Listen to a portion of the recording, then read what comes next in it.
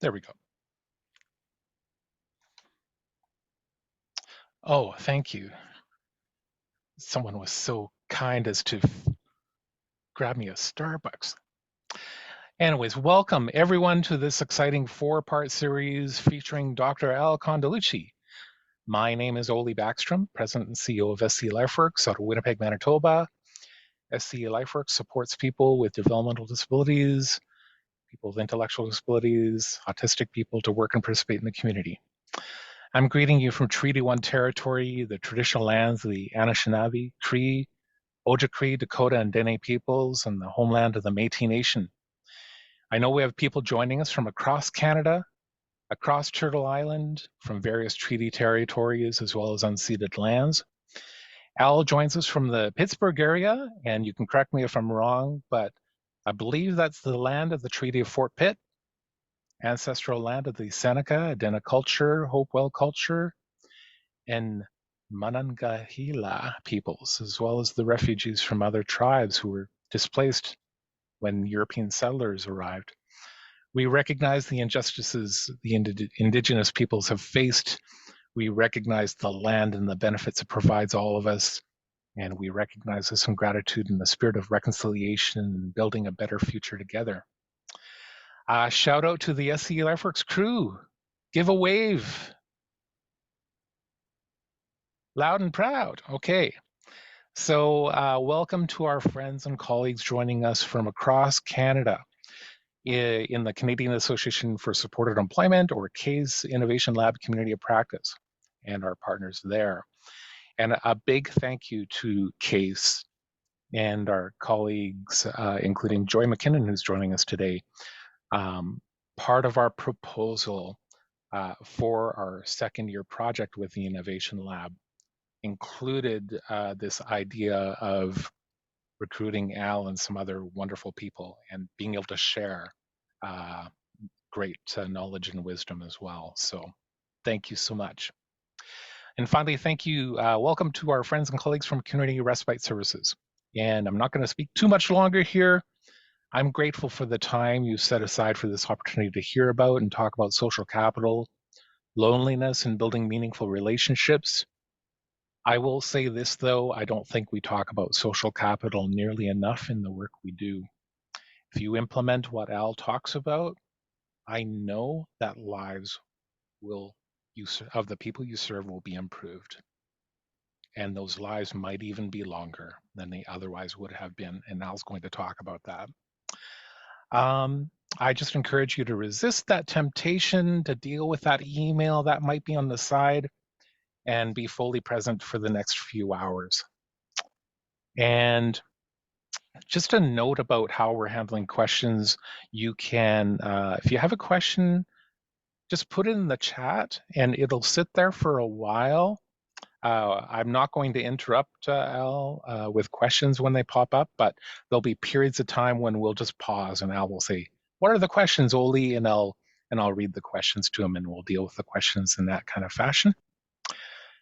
And let me get on with introducing Al Condeluci, who's been an advocate, a catalyst for building community capacities, and a leader in understanding social capital since 1970. Born and raised in the seal town of Pittsburgh, PA, home of the amazing Penguins, still making his home there, Al received his bachelor's degree in psychology from Youngstown State University, his master's in social work and PhD in education from the University of Pittsburgh. And like many of us, Al has played many roles, including boots on the ground work. Been an attendant, caseworker, advocate, planner, program director, and finally CEO of Community Living and Support Services, also known as CLASS, until his finger quote retirement in 2018, because every time I talk to Al, he tells me how busy he is. And so amazing to have you here. Associated with the University of Pittsburgh School of Social Work and School of Health and Rehabilitation Services. And in these academic roles, Al teaches, supervises students, and serves as advisor and consultant.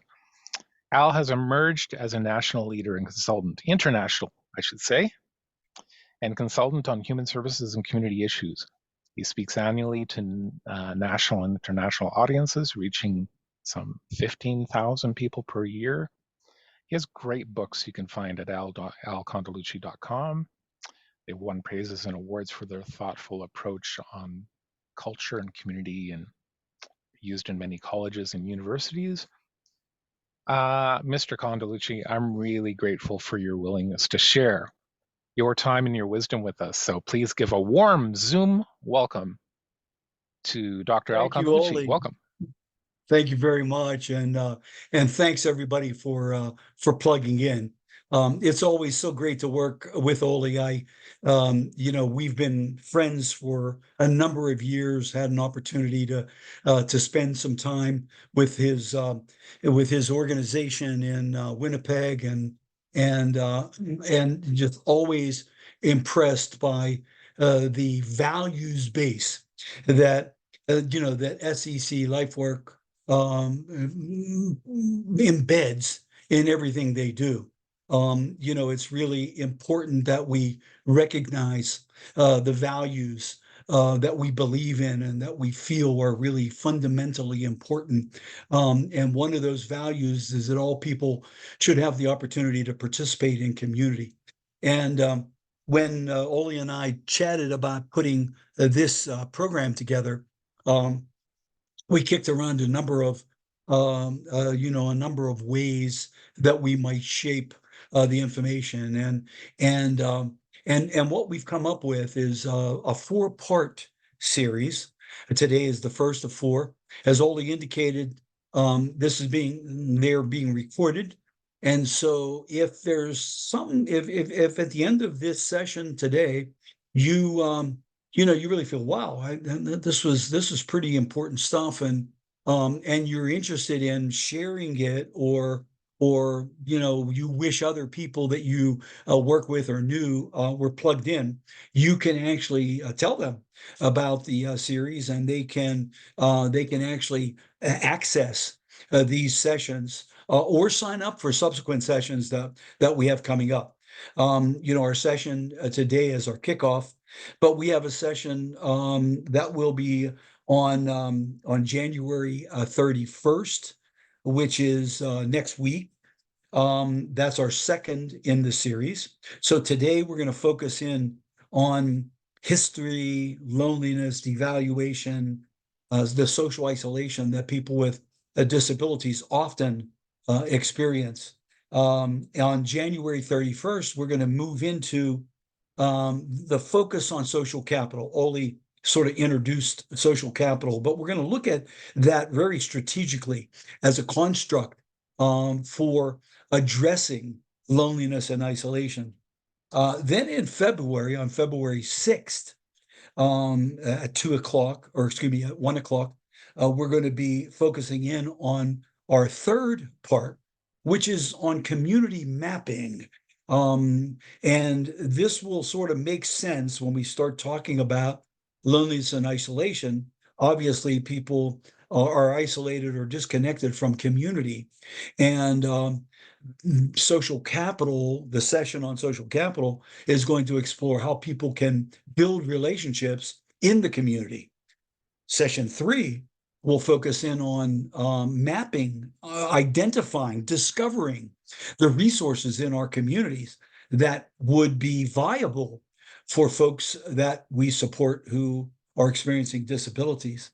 And then the last session, which is on February 13th, that also is at 1 o'clock p.m., which is 1 o'clock Central time. We'll be focusing in on macro change, and we're really going to look at how do we soften the community environments, the community venues. How do we make them? How can we basically influence the shaping of those resources, so that the men and women we support can actually be included in the truest sense of the word. Each of these sessions will stand alone, but they are tied together in a string. They make sense in a chronological kind of way, but you don't have to experience this session to really understand and get introduced to social capital, to get an understanding of community mapping, or to actually understand the social infrastructure of macro change. Those all can happen specifically to that topic. So if you're going to plug into all four, and we hope you do, you'll see the continuity. But if you can only make one, or if your schedule just doesn't allow you to be able to stay with us through all four, any of the four that you attend will make sense. Again, no, they're being recorded, and there will be available should you want to show them to your board, or have family members that you work with or know that you think might benefit from some of the information that we're going to explore. And so that's an overview, a 30,000-foot view of what we're going to be doing over the next four sessions. The other thing I wanted to underscore, and Oli mentioned it, was questions. What I really want to engender is some, interaction, obviously, but because we're using a Zoom format, and because there are some, limitations, if you will, to a dialogue, we're going to have act, we're going to have periods pulled out for questions that we'll pause and we'll go over questions. So as Oli indicated, if something I say in this first segment, you want to either know a little bit more about, or didn't understand, or maybe have some concern about, you can raise it in the chat room, and when we get to these junctures for questions and answers, we'll have a chance to go through them. So with that being said, and with the generous introduction that Oli just did, let's dive right into this notion of loneliness and social isolation, and explore this as a phenomena that we're experiencing really around the world, not just in Canada or in the United States, but really all over the world. There is a rising of loneliness and isolation, not just for people with disabilities, but really for the general public. And we're going to examine that. We're also going to talk a little bit about how some other cultures and other countries are dealing with loneliness and isolation in a generic kind of a way.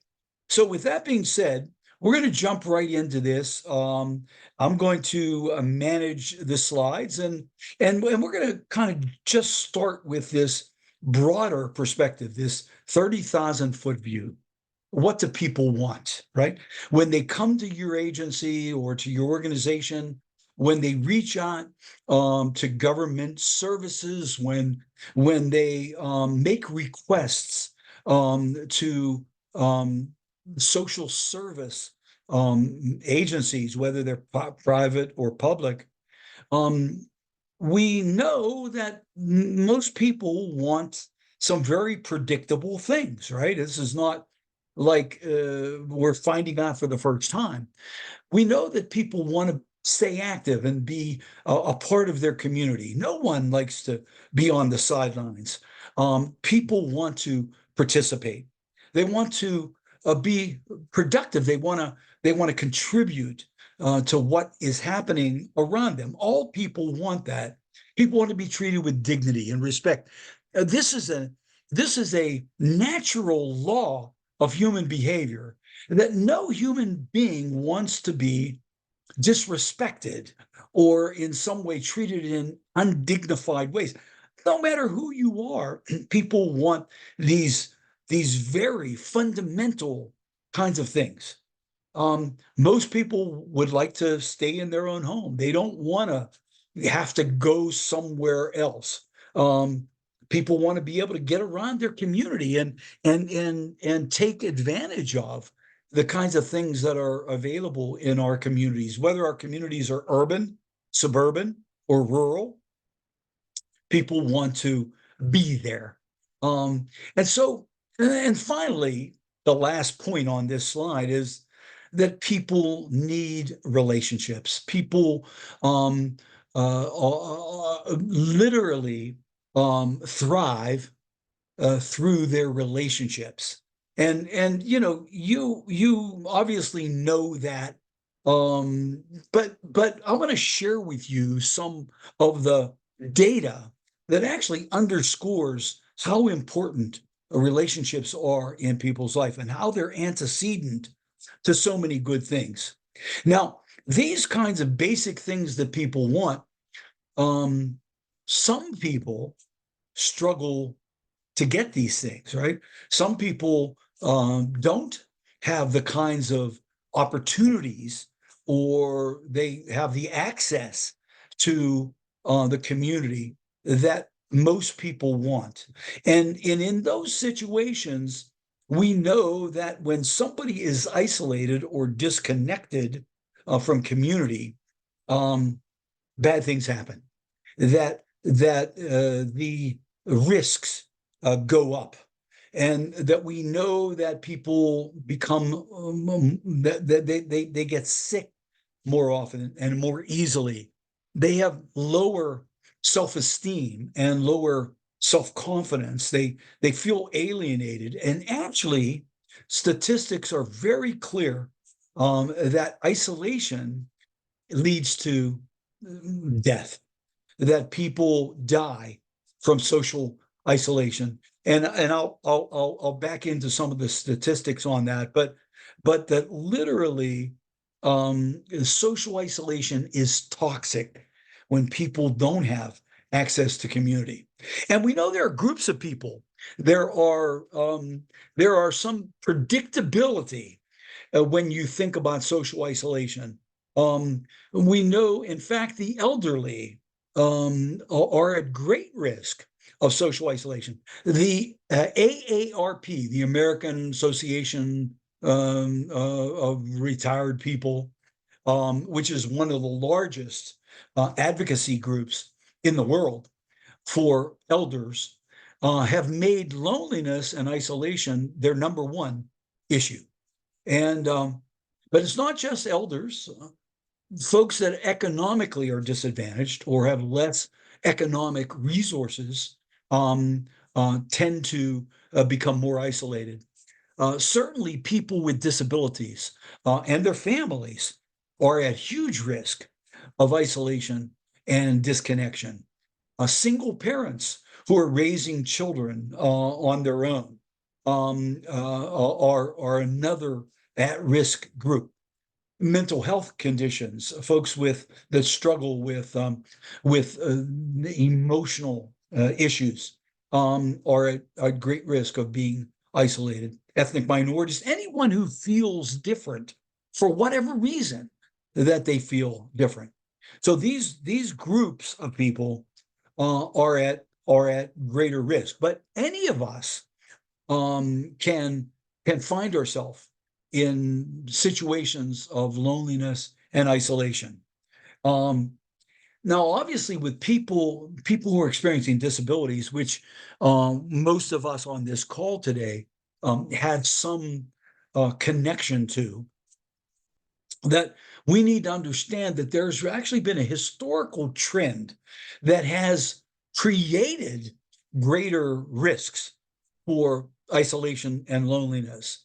That we know institutionalization is a huge catalyst for isolation and loneliness, and that institutions actually historically were first really reported in the late 1300s, early 1400s, when we began to look at how cultures and societies um, treated people with disabilities. In the United States and Canada, the British Poor Laws, which really began to facilitate government funding institutionalization, kind of led the way for that mentality. And in Canada, by 1970, there were close to 20,000 folks with disabilities that were institutionalized throughout the provinces in Canada. Um, and it wasn't until the late 60s, early 70s that deinstitutionalization, that is, the fact that institutions are not good things for people to be at or in. And actually, this is not a hard phenomena to appreciate. I think every one of us on this call have probably had or experienced institutionalization somewhere, somehow, some way along your path. And if you stop and you think about it, when you were hospitalized for whatever medical situation might have happened, you find yourself in an institution. When you went off perhaps to university and you lived in a dormitory, you find yourself in an institution. Military service finds people in institutions. And so any collection of people that actually then are somehow, some way treated and habituated in life through these large settings can remember what it might have felt like. And I don't know anyone who has ever been institutionalized that didn't like it.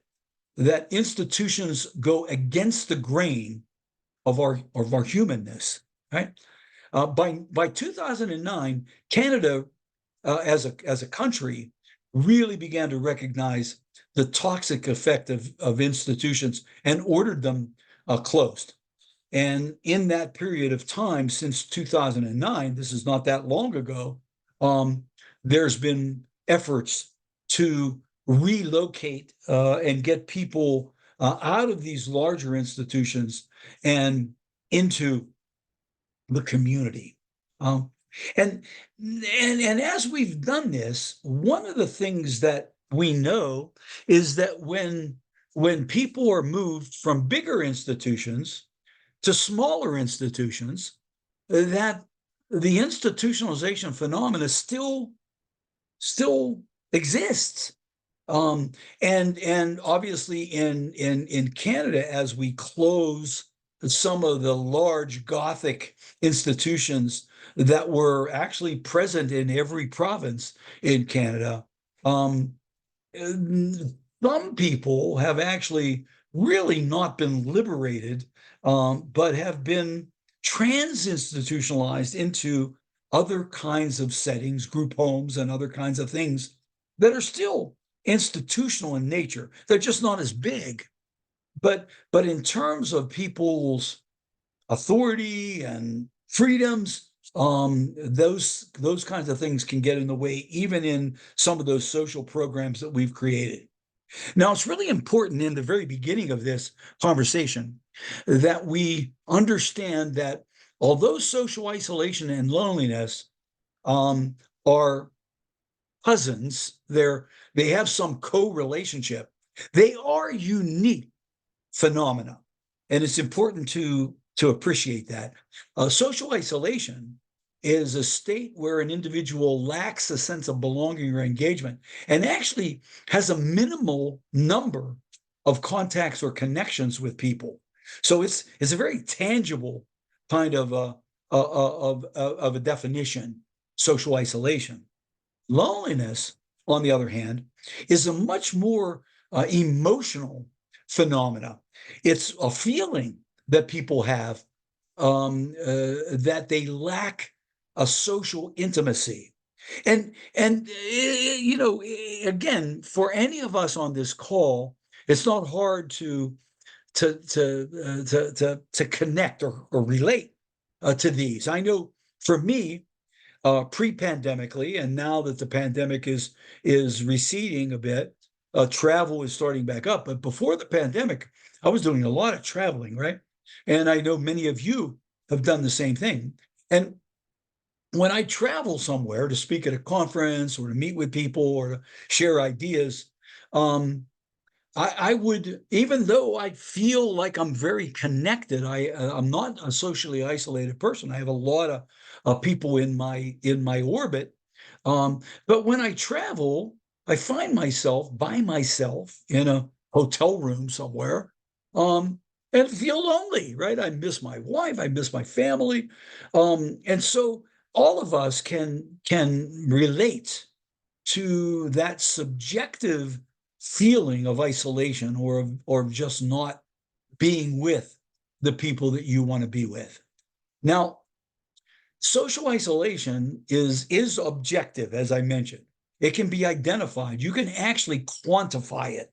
And there are measures that have been developed that are designed to try to measure people's social connectedness.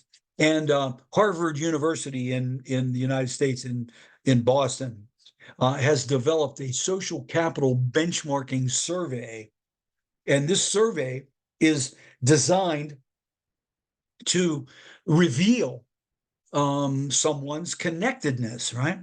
Um, on the other hand, loneliness is much more subjective, as I mentioned.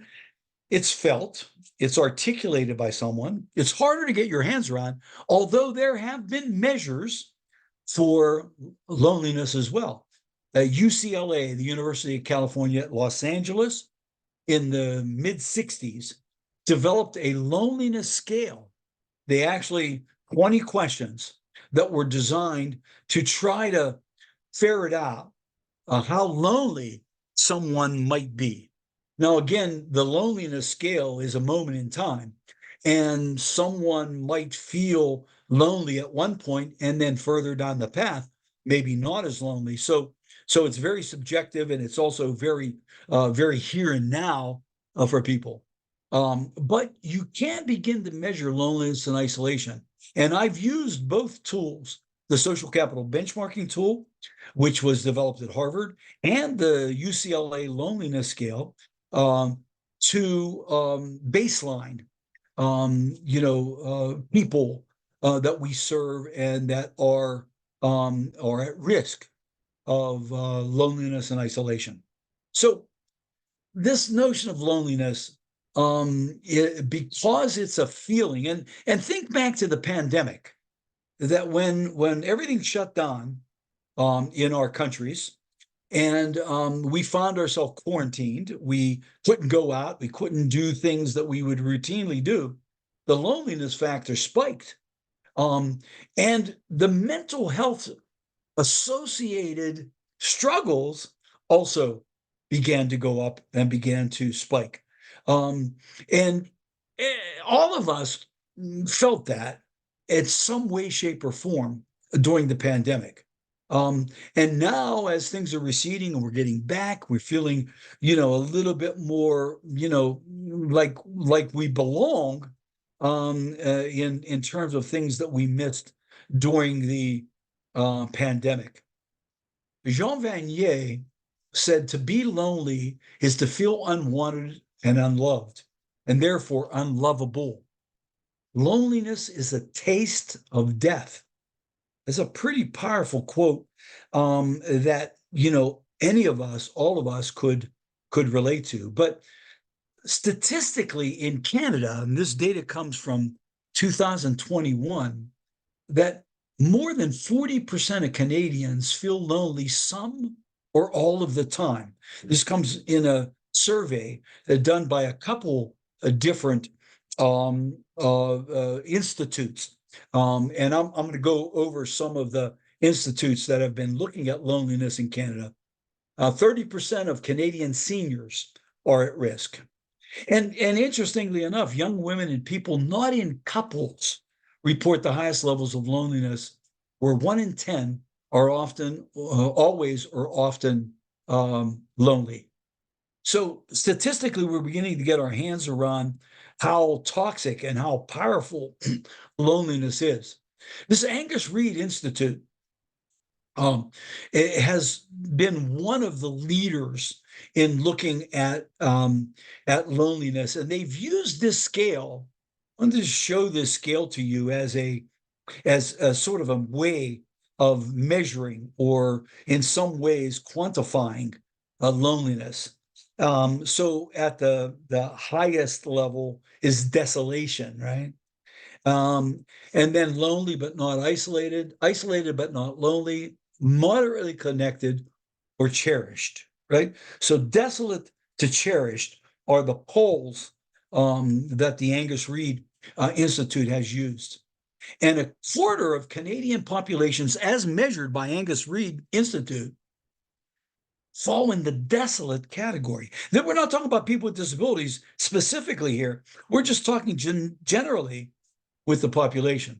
And if you Google Angus Reid Institute, you can actually get a chance to read some of the commentary on the measuring of loneliness and isolation in Canada. This was a notion of impact as it relates to survival. And this data comes from a study done in the United States by Dr. Holt Lunsted at Brigham Young University. And looking at social relationships and mortality, this data comes from 2010. Dr. Holt Lunsted has subsequently done follow-ups, found that not only is this number staying the same, it's slowly ticking up as she moves into more longitudinal examination of this. But they followed 308,000 individuals for 7.5 years. And they found that those with social relationships had a 50% greater likelihood of survival. If statistically, this is comparable to, smoking cessation, or even, getting people to become more physically active, because obesity and smoking, that loneliness and isolation is now greater than in mortality, leading to mortality, than smoking or obesity. It's pretty powerful stuff. And it's costly. It's expensive. It's costly to a society. It's costly to an individual.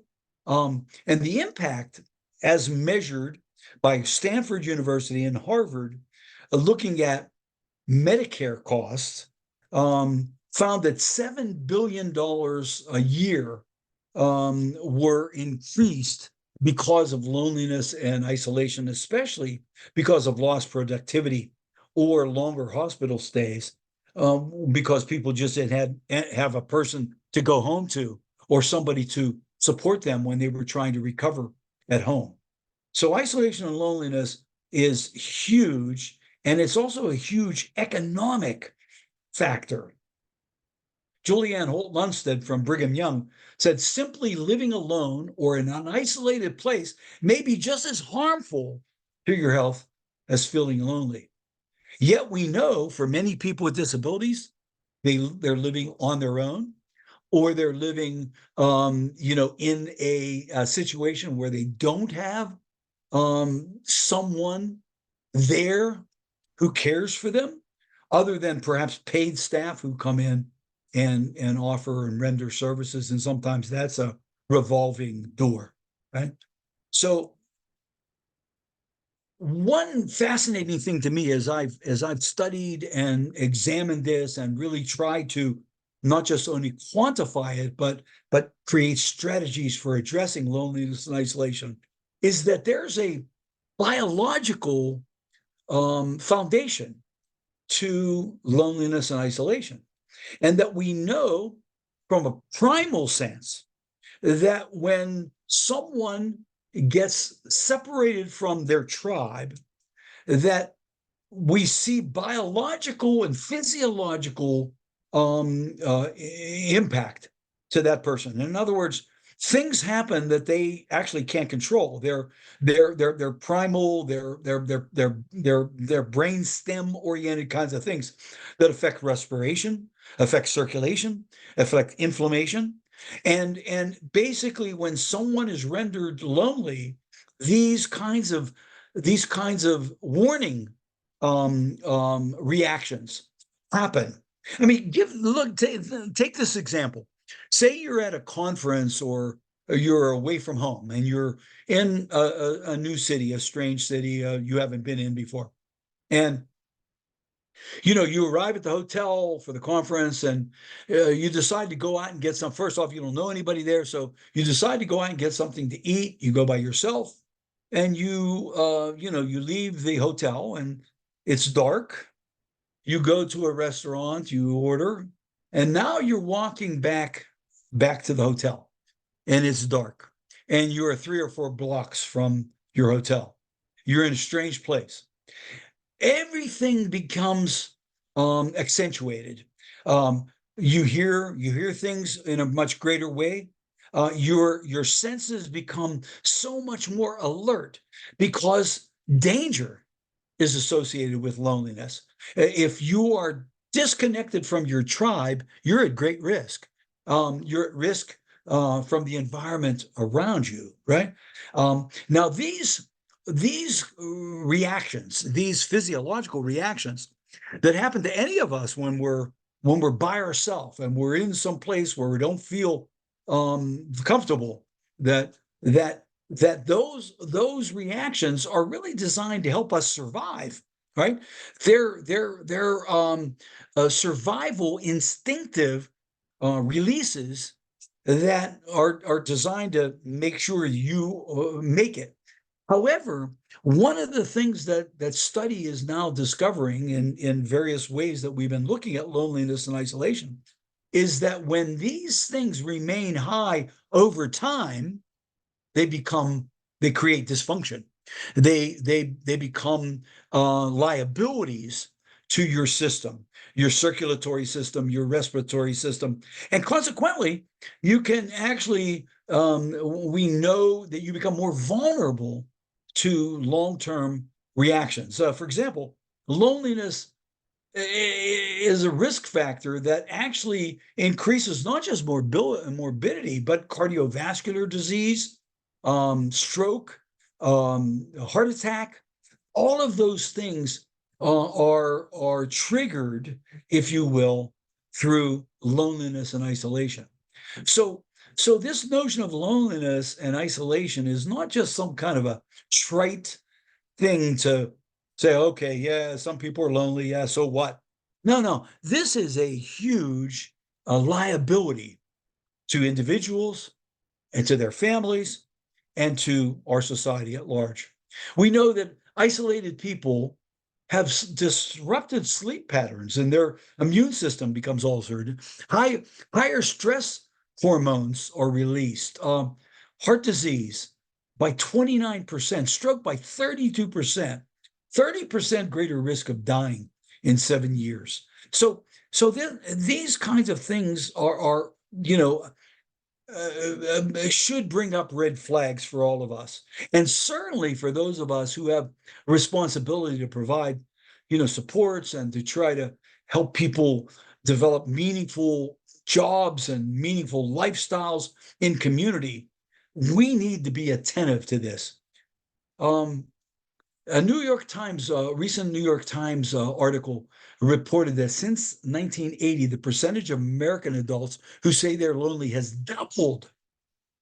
Similar research from the Angus Reid Institute, the Samuelson Research Institute in Montreal, and in Australia at Sunshine Coast University have found similar increases in the notion of loneliness rising. And here's one particular scale that I wanted to just share with you. This was done in 2017, 2018, so it's pre-pandemic, right? And it was done by Cigna Insurance Company. This is a big insurance company in the United States. And they looked at 20,000 subjects, people who live in the United States. And they used the UCLA loneliness scale, and they basically measured 20,000 people. This is a huge effort. Now, of course, Cigna funded this, and they were interested in it because, as a health insurance company, they want to lessen liability, right? They want to lessen the cost of healthcare, and have really recognized that if if people could get more connected, their liability of health disparities actually go down, right? So they're investing in wanting to see people be less lonely and have greater connectivity. But let me show you just 3 questions here from the UCLA loneliness scale, right? There are 20 items on this scale, and it has a 4-point Likert measurement. And a Likert scale is never, rarely, sometimes, often, right? It's a scale. And then you read the question, and then you plot yourself on the scale. So question one, this is an actual question from the loneliness scale. And by the way, you can easily get the loneliness scale. Just Google it, UCLA loneliness scale. It's in the public domain, so you can easily find it. But look at this question: how often do you feel that you lack companionship? Never, rarely, sometimes, often. Okay? So you'll choose one of those 4 options. And then the second question: how often do you feel left out? Never, rarely, sometimes, often. And then the third question on this slide is: how often do you feel isolated from others? These are questions from the loneliness scale. Now, as you answer these questions, you plot yourself. Um, the developers of the scale have been able to quantify this, right? And what they've discovered is that 80 is the highest score, meaning that that you're the most lonely, and 20 is the lowest score because there's 10 points for each question, and there are 20 questions in total. So or excuse me, 1 point to 4 points for each question, and there are 20 questions on the scale. So the lowest score, meaning you're the least lonely, is 20. The highest is 80. And what they've discovered in doing this scale since the mid 60s is that it continues to go up and up and up. In fact, I'm going to show you some of the findings.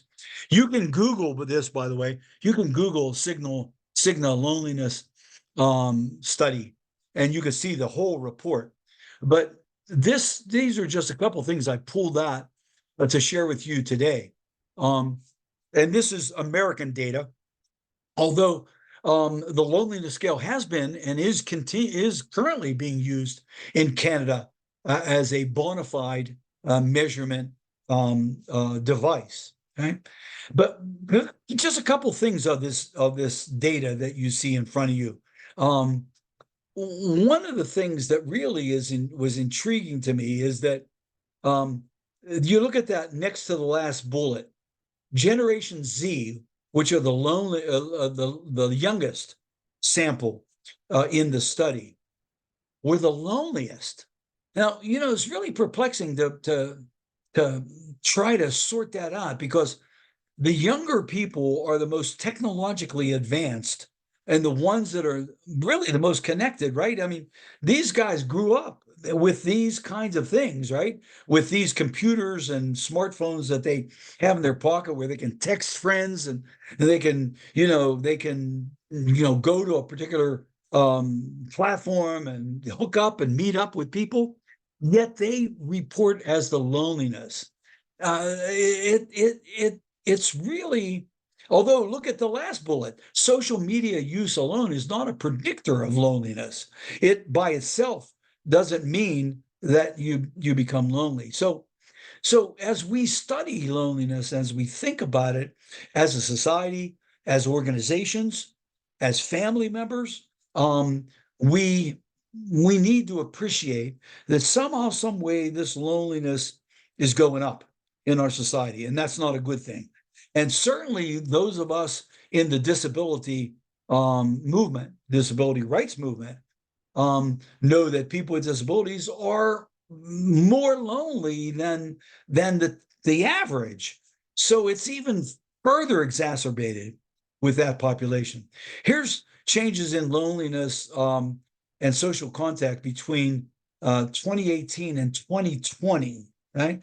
And this is again using the scale, the UCLA scale. But just look at that.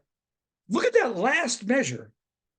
28% had infrequent social contact, compared to just in 2022, or excuse me, 2020, 2 years later, that's jumped up to 46%. So clearly we know that it's on the rise. And as we think about what do we do about this, I want to share with you a really powerful quote from the late great Robin Williams. He said, Robin Williams said, "I used to think that the worst thing in life was to end up alone. It's not. The worst thing in life is to end up with people who make you feel alone." Now, this is really powerful for organizations like ours, because many of our organizations, take care of people, right? We provide residential setting. We help people find jobs, right?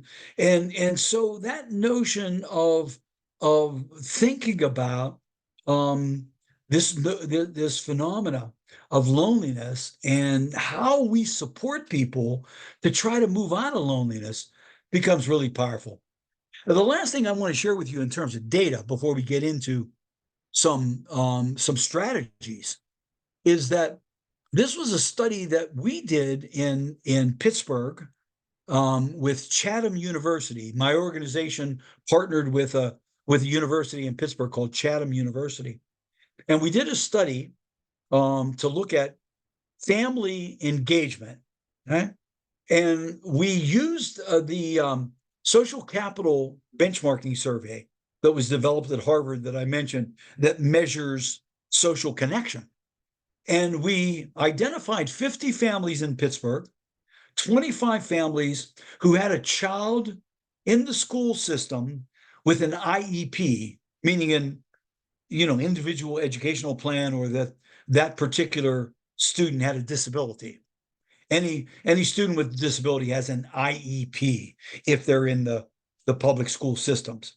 And then we identified 25 families who had children basically the same age. We looked for comparability of gender, age, of the family unit. And we did this study in Pittsburgh, and we repeated the study in Brisbane, Australia. Okay? We used the social capital benchmarking survey, and we did a qualitative follow-up with the study. That is, we drilled down with people who identified that they were less connected, right? And then through that interviewing process, we summarized what were some of the reasons why families who had children with disabilities were less engaged. Right? And here's what we found in the study. And all of these things you should be somewhat familiar with in your own practice, at your own agency, in your own organization. But in each category, there was, statistically significant reactions on the part of the family members that reported out in the qualitative follow-up. And that is, economically, they just didn't have the resources to participate. Logistically, it was difficult to participate in that they couldn't find parking, that it wasn't accessible, that there were limitations to the community venues, hospitality for people with disabilities. Increased medical appointments made socializing less available. People were too busy going to a therapy appointment. Social stigmas. that families actually felt that they were not welcomed in social situations. Um, fear, fears that they had that it wouldn't work out. The person that their child would get something would go wrong, um, or embarrassment of the behaviors that sometimes are associated with disability. So all of these things were evident in the interviews that we had with the families who had children with disabilities. And it's a start point for us to think about things we can do to try to make community more accepting, perhaps strategies that might be helpful. I mean, really helpful to families. If we address some of these things, families would be more engaged. And when families become more engaged, families who have children with disabilities, when they get more engaged, their children observe engagement and their children become more fluid in their own engagement. And there's less awkwardness in engagement. So if the families don't engage, then we shouldn't be surprised that adults with disabilities being less engaged or not even wanting to engage as much, telling us that I don't want to do that. I don't want to go into the community. So there's a trail here upriver, and I think as we try to open our eyes and our minds and maybe our hearts to some of these struggles, it really begins to give us some things we can think about in terms of actions, right? So here's my reading on all of this, and I think that there are some actual steps that we can take to begin to address loneliness and isolation. First, we have to re-examine the roots of the problem. Why? How? Some of what I just shared with you does that, right? We often we think isolation is internal to the person, but it might really be external. It might be that people just don't feel welcomed. It might be that there are barriers. It might be their attitudinal kinds of struggles. And so in many ways, I think those of us in organizations that really are paid to support people, have got to really think both microscopically, what's going on with people, but also macroscopically, what's going on in our greater community, right? We need to understand social capital. Oli said that in the introduction. It absolutely is fundamentally critical. It's a critical construct if we're ever going to address isolation and loneliness. And our session next week drills down into social capital. We're going to share with you the latest we know about social capital and how we can, in fact, begin to use some strategies to address it. We need to understand change theory, right? That how do things change? We know that our present situation is not addressing these issues, right? They're getting worse, right? And so we need to really think about the kinds of strategies that other places have used, other systems have used, and to say, we don't need to reinvent the wheel. We can actually try to put into play something that seemingly has worked somewhere else. So first in this litany of what do we do about this, is this simple understanding of micro change and macro change. And some of you folks that are familiar with my work maybe have heard me do presentations, are probably familiar with these two terms. But micro change is really when we look to change something about the individual, right? We're going to do something where, if Oli is really feels like he's lonely and is depressed because he's lonely. Well, then what can we do with Oli, right?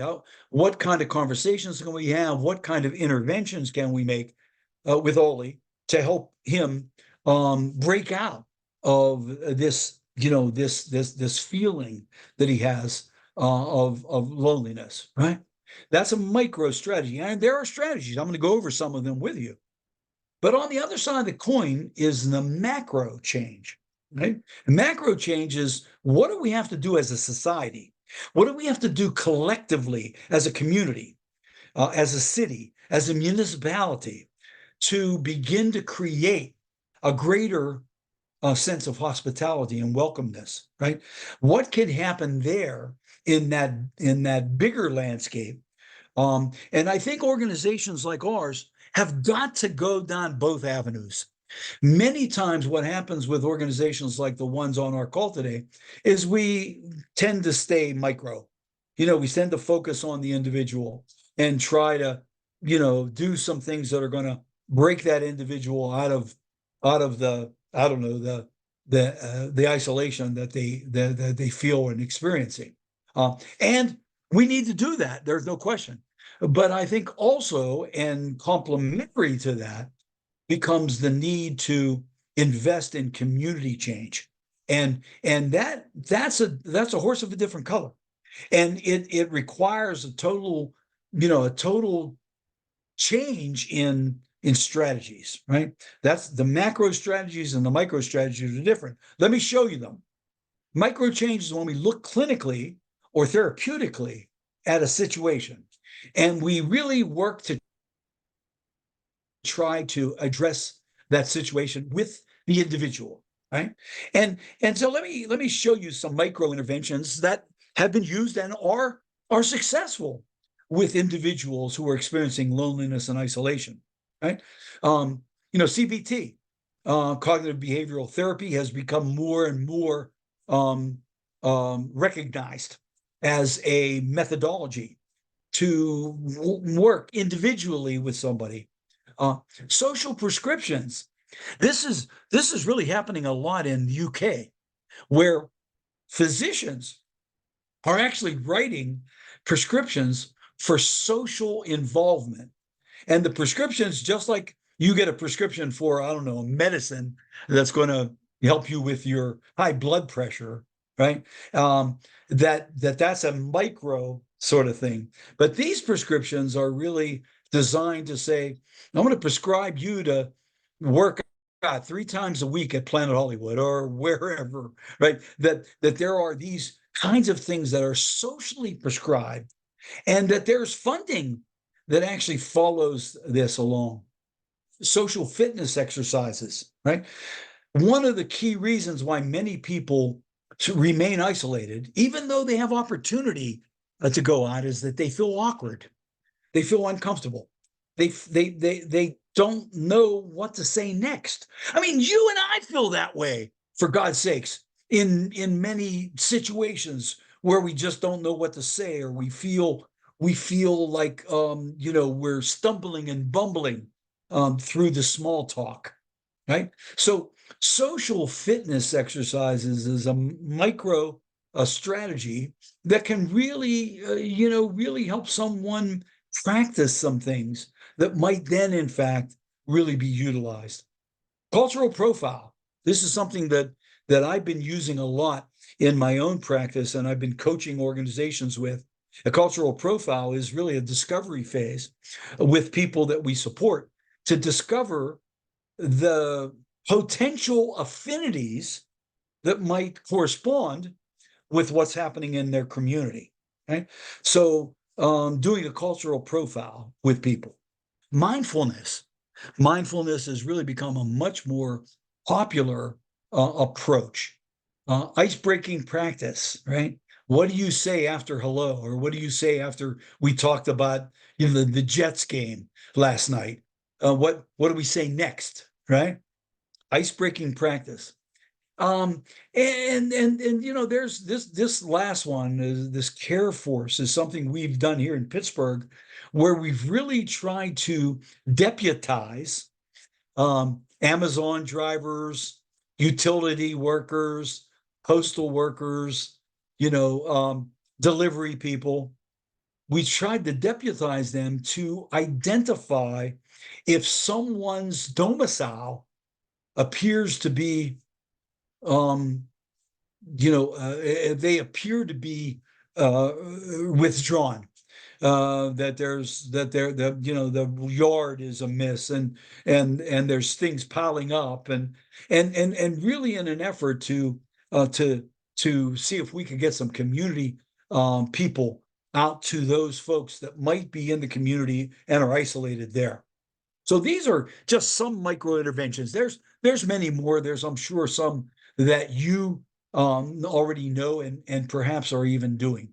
But on the macro side, this is really when we begin to try to think about what can we do in a broader way with community attitudes. How can we soften our communities, right?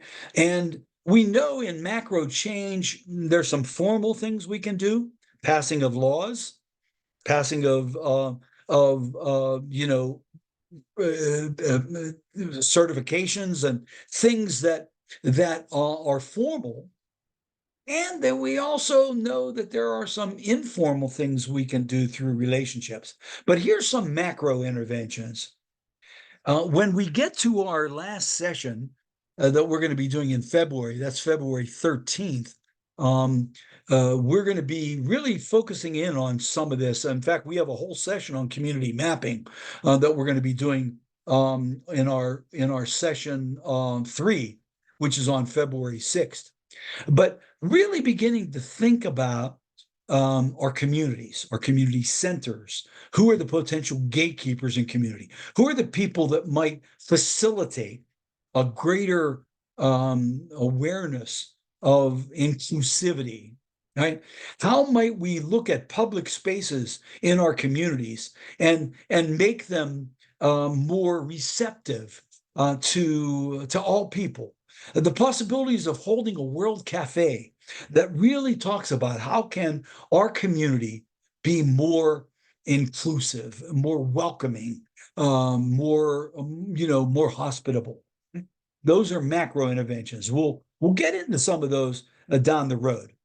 But I wanted to pause right now before I share with you what's happening in some of the other settings. I'm going to go to the UK in just a minute, but I'm going to pause right here on I don't know what street this is, Downing Street, uh, and really just open it up right now to any questions that might be in the chat room. I'm going to ask Oli if he can just see if there's anything that's come up in the course of where we're at in this conversation. Oli, do we have anything that folks have raised while I was going through some of that information and data?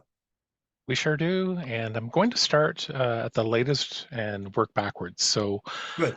Jill made I thought, a really interesting observation. She said, would micro change then be geared towards the concept of social role valorization? Mm. Yeah, yeah. Joe, that's fantastic. Social role valorization, which is the Wolfensberger strategies that come from normalization, when Wolfensberger back in the early 70s, late 60s, really promulgated normalization. And of course, Wolfensberger, just such an incredible thinker, expanded the whole normalization approach to really thinking about valued social roles that people play. And how do we help people get into valued social roles? And so social role valorization is in fact exactly down this lane. The only shortcoming of social role valorization is that it's still it's still micro focused. And what I and again, remember, these things intersect. So micro is really a critical piece of the puzzle. But Most of the social role valorization approaches are really designed to what can we do for my cousin Carrie, who has Down syndrome, to really facilitate her being involved in a valued social role, right? Some of what I'm talking about here is really beyond that. It's really culture change. And it's really about how do we facilitate a changed culture that really broadens it makes for a softer landing for social role valorization. So that's where I think the two engage. But Jill, that's a great point. Social role valorization is such a important part of the puzzle. And you know, I'm I was one of the first devotees, if you will, of Wolf Wolfensberger back in the early part of my career in 1973 when I went to my first Wolfensberger's workshop, which, if any of you are familiar with the Wolfensberger's workshops, you know how painful they are in terms of experience. But the notion of passing and which was an effort that Wolf made back way back then in trying to change venues using the passing kind of an approach. So these things are interwoven. And I know when I wrote my first book, came out in 1990. The book was called Interdependence: The Route to Community, and I was using an interdependent model. I sent it to Dr. Wolfensberger because I wanted to just get his impressions. Of course, I you know I bowed down to him in the book and really underscored so many of the seminal points that he made. But social role valorization is just a you're right on as you see these things intersecting. Nice job. Next question, Oli. Okay, we had someone asking, they wanted to make sure they understood what reverse scoring meant. I think you were referring to the Reverse loneliness scale. inclusion? Reverse Yeah. scoring. Oh, You okay. referred to reverse Yeah, good. scoring with regard to the UCLA scale, I think. Yeah, thank you. Thank you. In the UCLA loneliness scale, there are 20 questions, as I mentioned. And actually, 11 of those questions, I think 11, maybe nine, maybe it might be 11, are reverse scored, right? Which means that when you read the question and you answer it, when you're doing the scoring on a reverse scored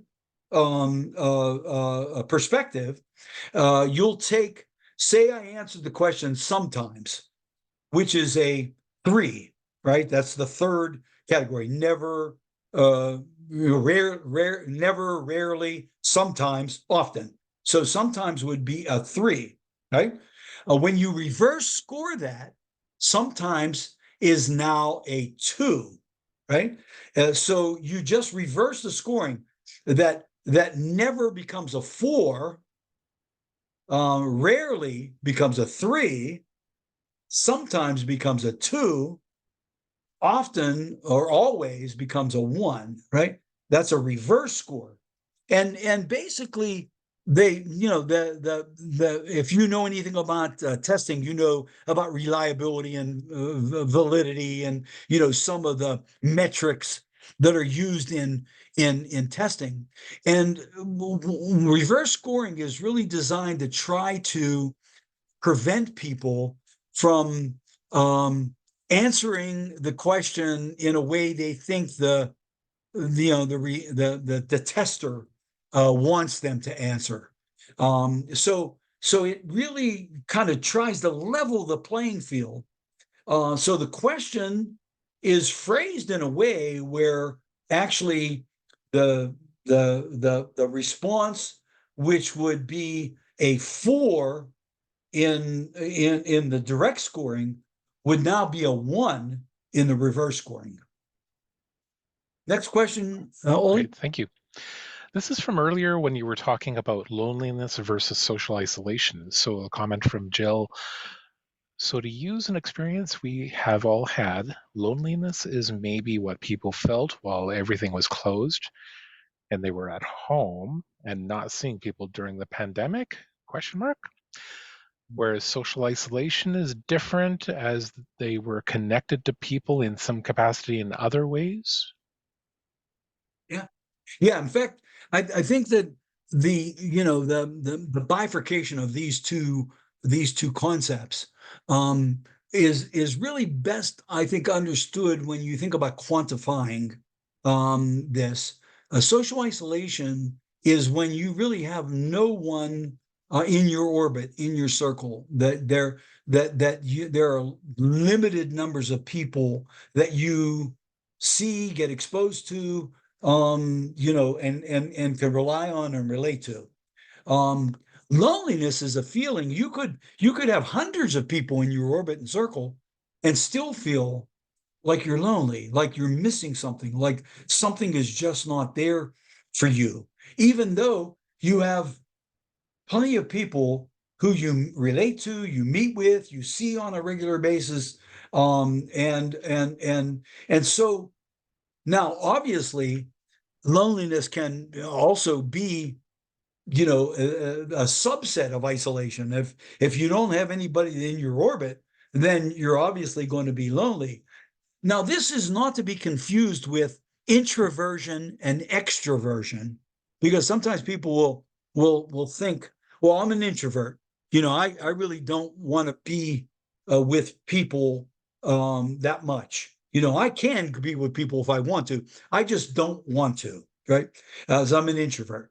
Um, and and that there's some evidence in the literature that even people who are introverts and have a smaller number of important relationships can still feel robust with that small number of people. You don't have to have scores of thousands to break out of loneliness. You just have to have, and according to people like the ethologist or the ethologist in Cambridge, Robin Dunbar. Dunbar's evidence says that you have to have at least 5 important relationships from a quantification point of view. 5 important relationships that you can rely on, you can go to. If the chips are done, there's somebody there for you. You got them in your circle. Um, but if you have less than 5, Dunbar argues that now you're really at risk of isolation, because there's less people that you can connect with. Now that's Robin Dunbar. If you're interested in these numbers, this quantification, I would strongly recommend that you Google Dunbar, go to YouTube, and pull up some of Dunbar's lectures. He has a great TED talk where he talks about the quantification of relationships. And Dunbar wrote a book called Dunbar's Numbers. And in that book, he actually quantifies things. And interesting sidebar on this, Dunbar, really thought that human beings have limbic system constraints where they can't manage more than 150 relationships. So Dunbar he postulates that 150 people is about it for our capacity to manage and juggle relationships and have social obligation with those people in the relationship. So there's some really interesting stuff out there on that. But the good news is we're not talking about having to get people hundreds of relationships. We're talking about really just trying to get people a handful of relationships that can be important to them. Next question, Loli. Okay, we have one from Pamela, and I think it's in reference to the UCLA loneliness tracking slide where you were comparing 2018 and then early 2020, Yeah, coincidentally, right at the beginning of the pandemic. She right. asks, one thing I noted about the increase in percentages increasing is that the second Yeah. measurement year was at the beginning of the pandemic. Have they done any more studies now that the pandemic is quote unquote over? Yeah. Well, they have done more recent studies. There are more recent studies, and some that are actually in the queue now that have really begun to try to extrapolate the the effects of the pandemic, right? The effects on both loneliness and isolation. Um, and those numbers are still out to be, harvested and to be examined, because it's only a couple years down the road. In fact, some might argue the pandemic is still with us, even though the restrictions have been lifted in many places. And so the effects that they feel might still be there. But I don't have anything that I can quote or that I can underscore that is more current than that slide that I just showed to you in this presentation. Um, I think all of this stuff, is public information that you can get out there and take a look at. I would strongly recommend, if any of this is interesting to you, or if you really feel that it could be helpful in your work, I would just say dive into it, because there's so much stuff that's out there that I think is worth our examination. Any other questions? There's one more from Rick, and he's asking, are there case studies of communities that directly, actively challenged social narratives about disability or directly, actively did activities like festivals, promotional campaigns, rewards to change people's attitudes to inclusion? So I think Rick is asking, I don't want to put words in your mouth, Rick, but if an organization or someone's really focused on macro change, are there any case studies of, I think, what has been done and if it was successful? Yeah, yeah. I think great, Rick. That's such a great question, and it's really interesting because some of this macro stuff is really new to our field. We've talked about community for forever, and many of our organizations actually have the name community in our masthead. But the our industry, if you will, has really been late to the game of macro change, and I think that we're still hung up with fixing people, and I don't want to say fixing people I don't want to degrade that in any way, but most of the stuff we still do tends to become micro in nature. And I think, recognize that communities need to be influenced, but that's somebody else's job. And sometimes that actually falls into the politics of community, where you have, arguments about, well, individualized stuff, less taxes, less programs, versus, more subsidies and more socialized kinds of things available through the government. So you get political battles between, individuality and communality, right? And so for our field, we haven't really been that much of a player in trying to influence community change outside of the political game, if you will. And so I think the more we begin to think about macro strategies, community building things that we could do, that really don't speak to specific individuals, but speaks to an organization or a group of people's willingness to incorporate and welcome in someone who might have a disability or have not participated because of their disability in the community. So I've been involved in a number of world cafes that organizations, especially forward-thinking macro organizations, have sponsored in their communities, which are conversations. They're community invited conversations designed to to really investigate an issue. I did one up in Parry Sound, Ontario, right up. It's a community north of Toronto. It's like a recreation community. It's right on the bay there, and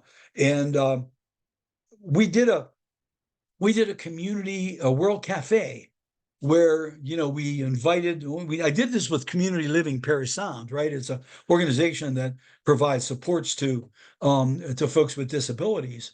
But we did not bill it as a disability thing. We just talked about how can Perry Sound as a community be more welcoming, right? How can we create a more welcoming community? Right? And so we put it out in that kind of strategy designed for a conversation not about disability, but about inclusivity and hospitality. And we did it at the Opera House up there. It's a brand new renovated. Well, it was renovated, newly renovated when we did this. And we had a couple hundred people who showed up. And they were people just from the community invited in. They weren't necessarily disability advocates, although there were some disability advocates there. So I think we need to be more intentional in terms of finding these windows of opportunity in a community conversation. And I think I have some thoughts and some strategies on that we'll get to when we get to our last session.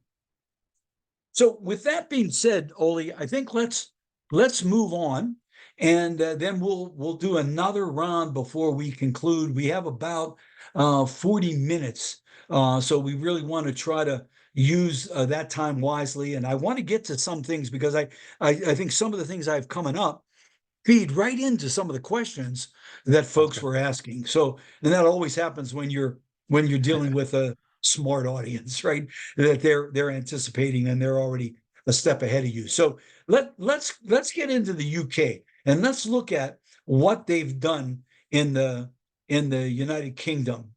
And one of the things that happened, let me kind of set the table for this. Back in 2017, a member of parliament by the name of Joe Cox was murdered. And it was a just a horrific kind of a thing. Joe was a young, attractive member of parliament. Everybody liked her. She was really highly energetic. And no one could really appreciate how could this have happened, right? So in the examination of Joe Cox's life to discover why she was murdered, they found some journals that she really expressed this incredible loneliness that she was feeling, and nobody knew it because most people who are lonely don't admit they're lonely. They don't talk about their loneliness. They feel that if they talked about it, they would be stigmatized. That people would think that they're a loser, or they're not, they're not fun people, or they're not somebody that other people want to be with. And so most people don't express their loneliness. So what in the discovery of her loneliness, this really slapped Parliament in the UK to say, hey, there's something here that we've got to get our hands around. And so they established a commission. It was called the Joe Cox Commission. And this was in the late 2017, early 2018, where the Joe Cox Commission began to examine loneliness in the UK in a generic way, right? Not just disability related stuff. And so in the process, of their examination, they were well funded to do this by the National Public Health Service in the UK. And so they ended up coming up with some recommendations that they brought to Parliament. One of the recommendations was to establish an office, a ministerial office in government to focus on loneliness. Um, and so they hired their first, or they appointed, or their first minister to deal with loneliness, a cabinet level position, reporting right to the prime minister um, on the notion of loneliness in the UK. And they launched three national objectives or actions, and this is nationwide in the UK. One was to reduce the stigma associated with loneliness, recognizing that this was one of the key findings. And with Joe Cox's passing, was that she was lonely and nobody knew it. She didn't want to talk about it because it would be stigmatized. How could somebody as successful as Joe Cox be lonely? And then making reducing loneliness a national agenda, like to put it up there as a national challenge. And then finally to improve evidence and to really take a harder look at data. And so they started to roll these things out, these actions out. And they developed some really interesting macro kinds of things. Social prescribing, which I mentioned a minute ago, where the National Health Service, the doctors in the National Health Service, could actually prescribe joining a bowling league or getting involved in a community activity. And literally in that prescription, there would be resources that could cover transportation and other kinds of ancillary needs in order to participate. They really did an interesting job in developing social hubs, and so using, even in rural areas of the UK, finding places that could be hubs for social connection. Now, many of our places, many of our communities, certainly, rec centers are actually resource systems that might even play this kind of a role. Libraries also become another kind of social resource, or a community resource that can serve as a social hub, and are serving as social hubs. Um, they developed an office for national statistics so that they can continue to track and measure not just loneliness, but measure the efforts to address loneliness. Began to reimagine space and start to think about how our public spaces can be shifted, tilted, or adjusted to be more welcoming, and to be more sensitive to some of the awkwardness or maybe some of the uncomfortableness that people might present who happen to be feeling lonely. So they launched some of these things. Some of them are still, being looked at and being measured, being considered, and literally let me see if I can get to this. Oops, excuse me. So let me shift here with this. Oh, by the way, Japan is another country that established a minister of loneliness, following on the heels of the UK. So we actually have two primary countries that are investing in looking at and thinking about loneliness. Other countries like Canada and the United States, Australia, have developed institutes.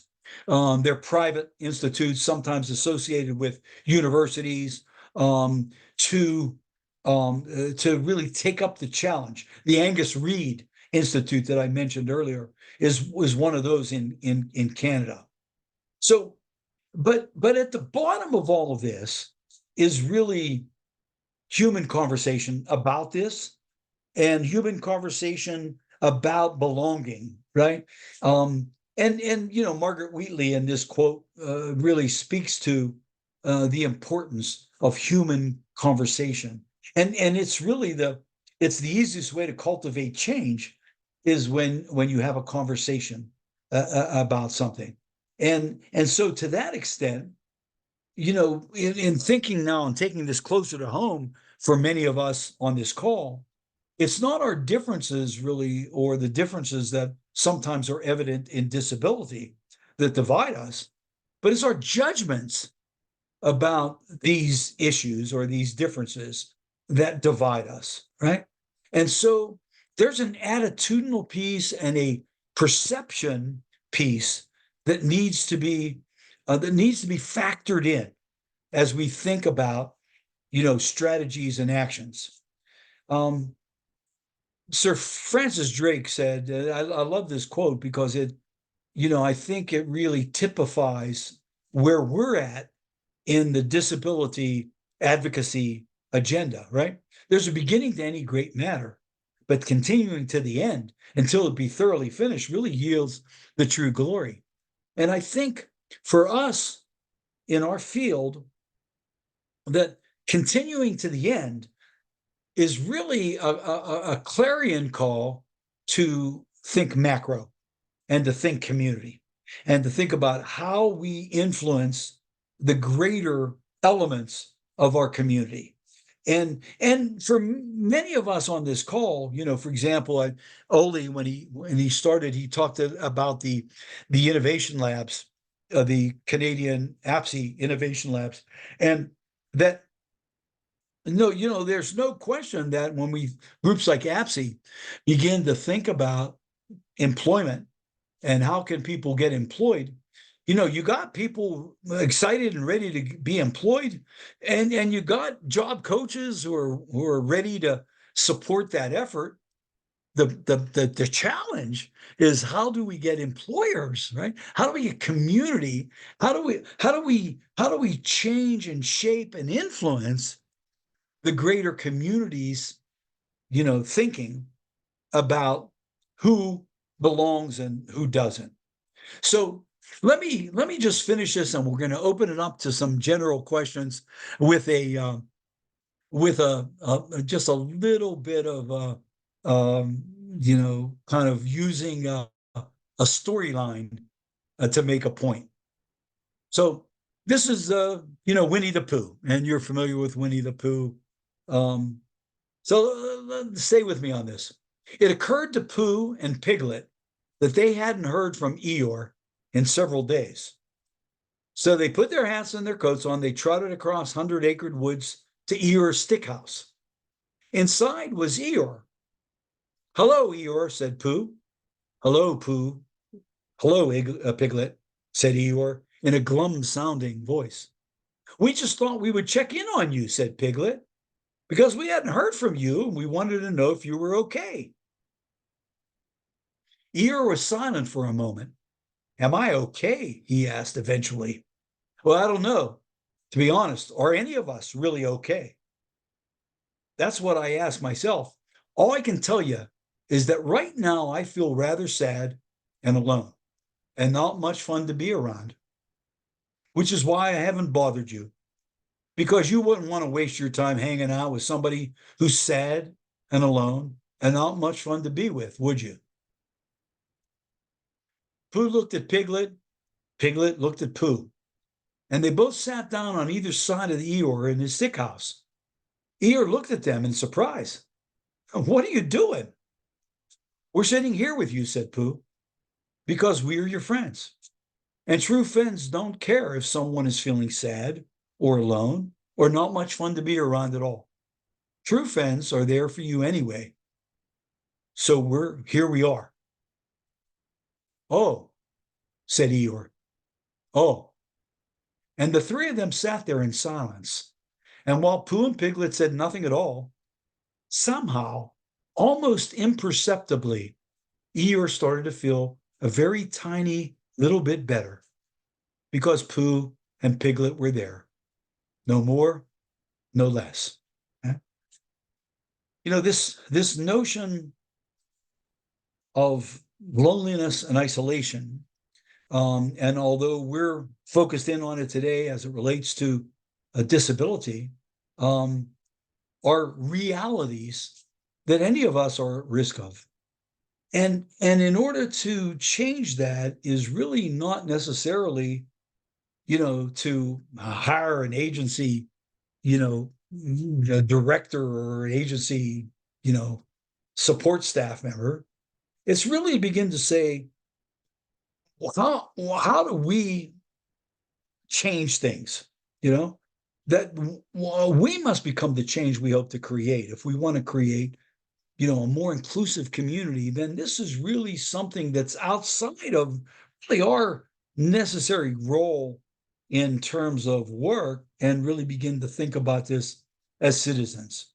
Because without connection, um, you know, life is a wilderness, and people struggle and suffer. Next time we meet for our session, we're really going to now focus in on relationships and social capital. So we know that there are people out there who are isolated and lonely, but we also know that the more social capital people develop, the more their life gets better in so many different ways. And I'm gonna quantify that and stratify that for us next time we meet. But I wanted to end with some contact information, because as we go along with this series, we'll be meeting next week and then in February for 2 meetings. I know that we're not going to be able to get to every question or every issue that might come up, and so I want to invite you to be able to use me, or just pose a question or whatever that you might have if we don't get to address it while we're in our session. So here's my contact information. Know that you can reach out to me by phone, you can reach out to me by email, or on social media if you want to use those kinds of methodologies. But what I'd like to do now is I'm going to stop sharing my screen. And by the way, these slides are available to you. I know Oli sent them out, so you should have access to them. If you didn't get them, you might want to just drop an email to Oli, and he'll make sure that you get them. We're going to have, for each of our sessions, we're going to have a PowerPoint which goes through the content, and I'm going to have handouts that will really help us further distill some of the concepts. Next session that we do, which is essentially this session on the power and potency of social capital, we're actually going to dig a little deeper. I'm going to have a couple interactive things that we're going to do together in that session, as we think about how do we build, how do we help build, how can we support people in a way so they build more social capital in their lives. So I'm going to stop sharing, Oli, and I'm going to ask you if you can get into the questions.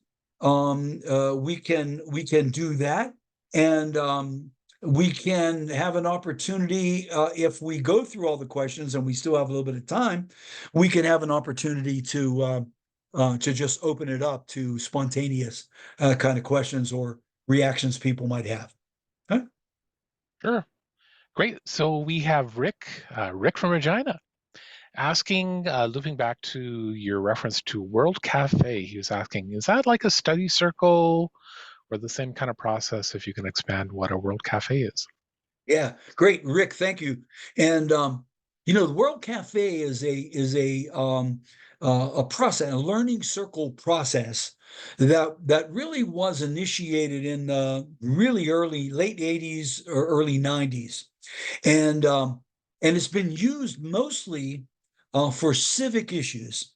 And one of the things about the World Cafe that's really, I think, really cool is that there's some precepts before the World Cafe, and those precepts are that if you're dealing with a vexing issue, and most World Cafes do, they deal with vexing issues, racism, environmental issues, things that people can tend to disagree on and polarize around. And the cafe really says, look, we want people to try to think in the middle, right? Think in the middle if you can. And so when people raise issues, we want you to not look for a defensive reaction to what they bring up, but to kind of think more in the middle of why would they bring that up, or what are they trying to get across when they say that. Now here's how the cafes work, just in a simple. Oh, I would recommend you Google World Cafes. There's a couple great books out there and some really good readings on World Cafe format. But a World Cafe it can be, an evening time frame, and a half day time frame. It can be a full day. They can go as long as 3 days. And the World Cafe is essentially designed to make people feel more comfortable. So they're not held at an agency, or they're not held at a university. They're held really in a setting that is designed to be nurturing, where there's food available, where there's music, soft music playing, where there's tablecloths on the table. So there's a lot of design steps that you do when you're setting the cafe up. And the cafe, usually when people come into the cafe, there's finger foods, there's some music. When we did the Perry Sound Cafe, we had folks come in, and they got some hors d'oeuvres that we had set up. We had a guy playing soft guitar, and people having a chance to get drinks, if they wanted. And then we moved into the actual cafe room, and it was in the Opera Center, so it was really designed to be, kind of, welcoming, and more of a kind of a place where people smile when they come in.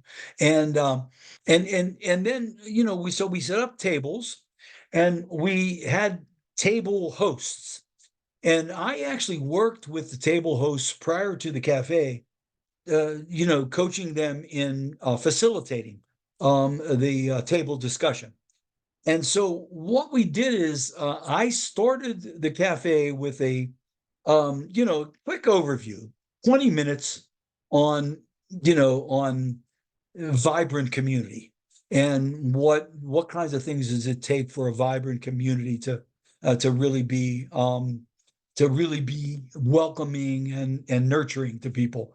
And then people went to their tables, and they were assigned, when they came in, they were assigned to a table. We tried to create random tables so that people could begin to meet new people. And then we had trigger questions that we presented at each table. And the trigger questions were different at the tables. And so we did rounds. We did 40-minute rounds where people started at their table. The trigger question was posed. People thought privately about the trigger question, and then they started a nominal process. And the table host sort of managed the conversation, making sure everybody had a chance to share. There was a scribe capturing how people answered the trigger question. Now, the key to a successful cafe is the questions. What questions are you posing, and what questions do you want the community to deal with? And so after 40 minutes, the folks at the table went and to another table. So they rotated to a second table, and they picked up where the group prior to them left with the stuff that they had put up. They added to it, they enhanced it.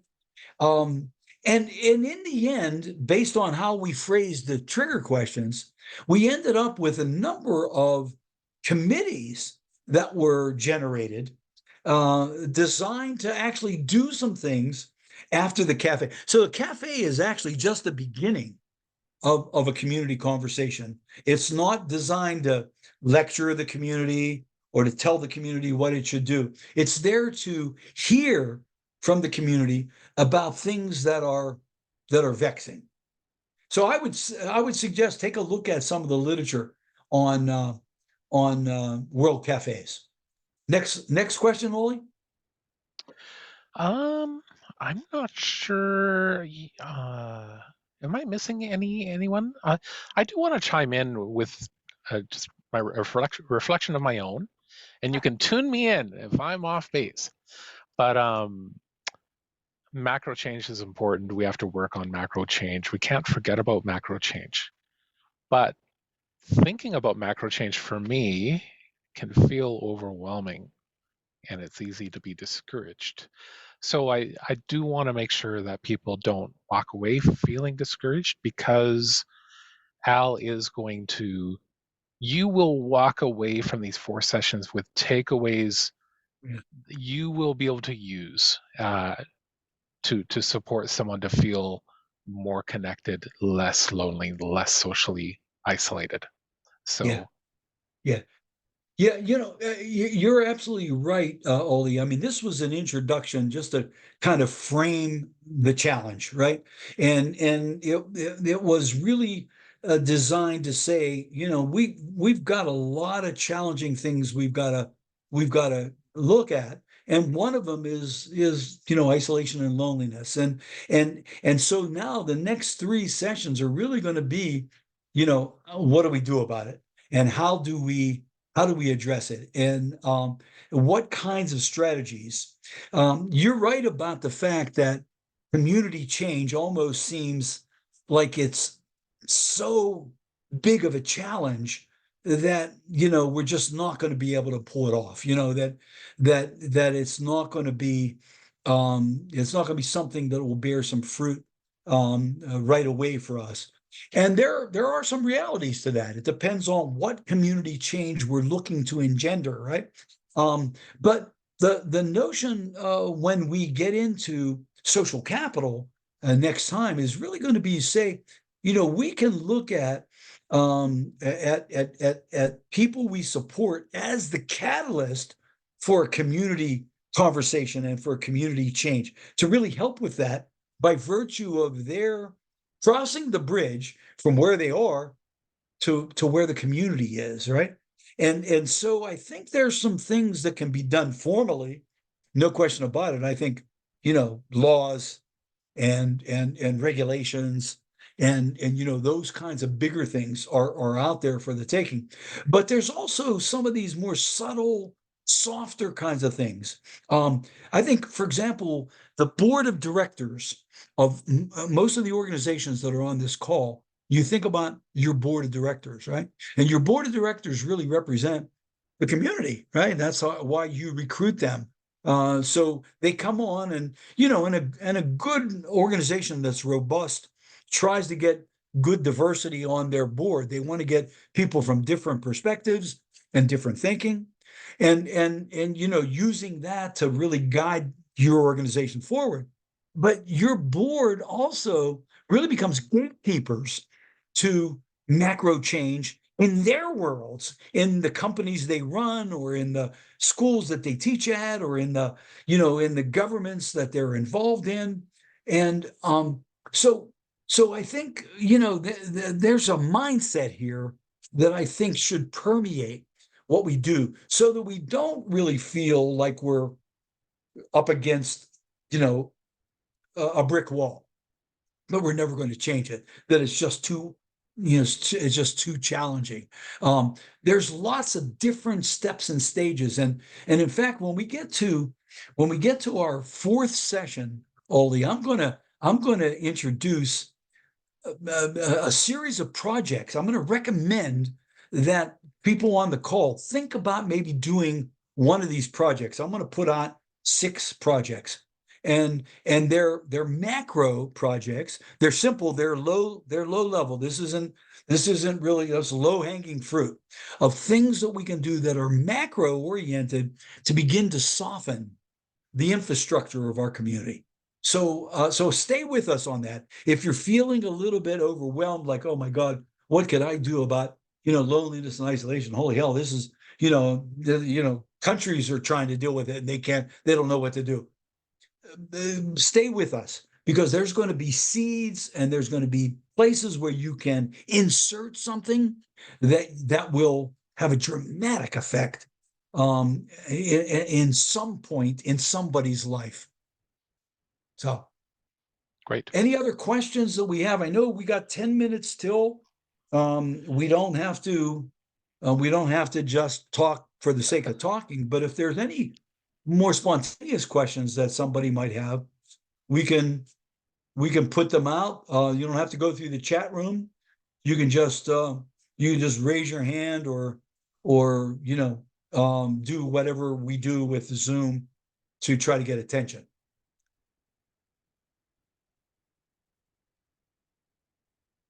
Anything else at all? There's a comment. This stimulated some Great. interesting ideas. I can't wait to share with my team. Yeah. Thank you, Al. Looking forward to the next session. Yeah, does Yeah, anyone thank you, have Joy. any questions? Yeah, I saw that note pop up in my chat box too. And Great. that Joy, we really want you to share this stuff with your team. Have them, in fact, if they're intrigued, maybe go back and take a look at this video that Ollie's putting together, or pass the readings out, generate perhaps a conversation in one of your leadership team meetings with, what, how do we start getting our hands around this notion of loneliness and isolation? Is it really an issue? There are some measures. I'll be happy to share those measures with you. The Social Capital Benchmarking Survey, the UCLA loneliness scale. You can also get those things online yourself, but I'm happy to share those with you too. And I'll just add to that, if anyone within your organizations, if you're wondering, oh my goodness, I can't believe my colleagues didn't loop in on this session. You have the registration links for the next 3 sessions. Feel free to share those with your colleagues, within your organizations too. We welcome them.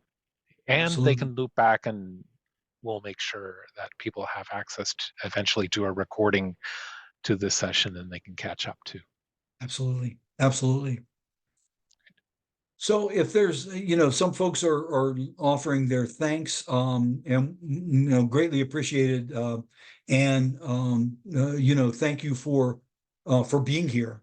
And, the folks that are here, please encourage others, as Oli indicated, to join us, as we have these conversations in a general way, and then begin to think about how do we, apply some of this, and how might some of this be useful in our everyday. I know how busy everybody is, and I know the most of us have we have to-do lists, and we got emails that we got to answer, and this and that.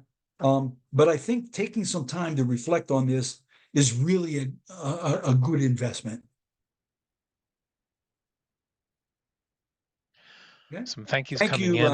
Was that Megan who dropped a note? Thank you, Megan. Appreciate that. Dana, thank you. We're just glad that you guys were plugging in and being a part of this today. If there's no other questions, and folks are beginning to sign off, Ollie, why we can close out for today, and then really just ask people to mark your calendars for next Wednesday. Is that a Wednesday, Ollie? January 31st at 1:00. That's right. Yeah, it Great. is. Mark your calendars, join us, even if it's for a short period. We're going to dive into social capital next time we meet. That's right. 1:00 Central. So wherever you are across the continent, adjust accordingly. Great, great. Wonderful. Thank you so much. Thank you, Oli, for pulling this together, and thank you for the investment in thinking that you always are just so good at doing with your organization. And we'll see everybody next Wednesday. We're looking forward to it. Thanks so much. Great. Thank you, Oli. Okay. Be well, Have a great everyone. day, Have a everyone. great week. Take care. And I'm just going to stop the recording. If I can find it.